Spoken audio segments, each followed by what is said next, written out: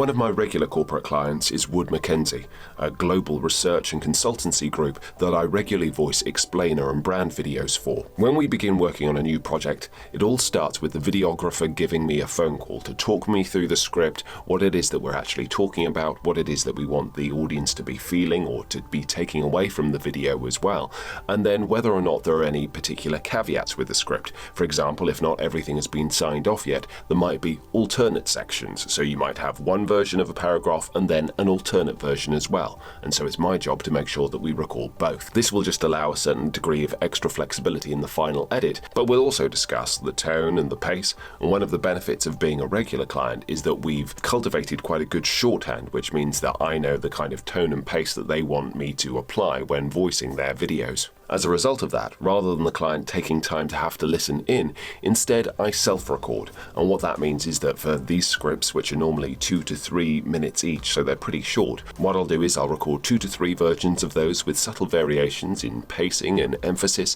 and then send them all through, so that then in the edit, the client can actually choose which bits that they actually want to use in the final take. I send through the audio files usually as a high-quality WAV file, and I do that via a Dropbox link so that they can be downloaded immediately,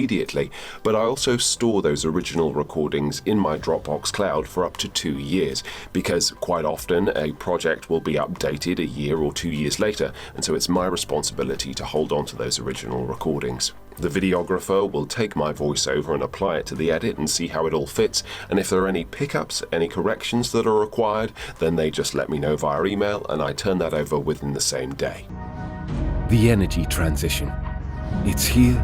it's now. Driven by corporate activism, politics and policy,